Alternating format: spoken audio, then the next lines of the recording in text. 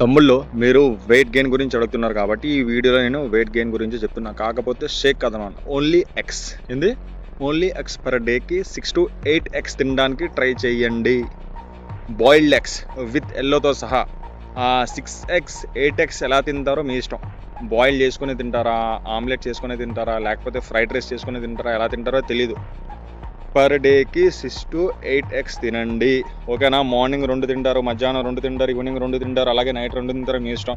లేకపోతే మార్నింగ్ ఒక 4, ఈవినింగ్ ఒక 4, అలా మీ ఇష్టం. పర్ డేకి 6 to 8 ఎగ్స్ తినండి. ఇప్పుడు కొంతమంది డాక్టర్లు దిగుతారు, పర్ డేకి అన్ని ఎగ్స్ తినకూడదు, హార్ట్కి ప్రాబ్లం, అందులో ఫ్యాట్ ఉంటుంది, అందులో కొలెస్ట్రాల్ ఉంటుంది.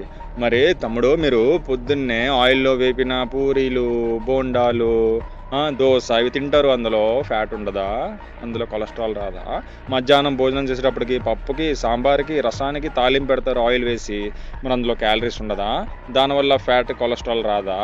ఏదైనా కూర వండితే అందులో ఆయిల్ వేస్తారు, కావాల్సినంత కారం, కావాల్సినంత ఉప్పు అంతా వేస్తారు, దానివల్ల ఫ్యాట్, బ్యాడ్ కొలెస్ట్రాల్ రాదా బాడీలో? ఎగ్ యోక్ వల్ల వచ్చే ఫ్యాట్ ఏంటో తెలుసా? గుడ్ ఫ్యాట్ అనమాట. అర్థమైందా? ఈ ఆయిల్తో, దీంతో ఏదైతే ఆయిల్లో ఫ్రై చేస్తామో దాంతో కంపేర్ చేస్తే ఎగ్లో వచ్చే ఫ్యాట్ వల్ల చాలా మంచిది, గుడ్ ఫ్యాట్ అనమాట. తినండి, నేను తింటున్నా కాబట్టి చెప్తున్నా. ఇంకో ప్రాబ్లం రావచ్చు అనా, మరి బాడీలో వేడి ఎక్కువైపోయి పింపుల్స్ వచ్చేస్తుంది, ఇది వచ్చేస్తుంది, అది వచ్చేస్తాయని. పర్ డేకి 4 to 5 లీటర్ వాటర్ తాగండి. అర్థమైందా? ఎంత? డైలీ 6 to 8 ఎగ్స్ తినండి, పర్ డేకి 4 to 5 లీటర్స్ వాటర్ తాగండి. మీ బాడీలో వెయిట్ గెయిన్ కనిపిస్తుంది.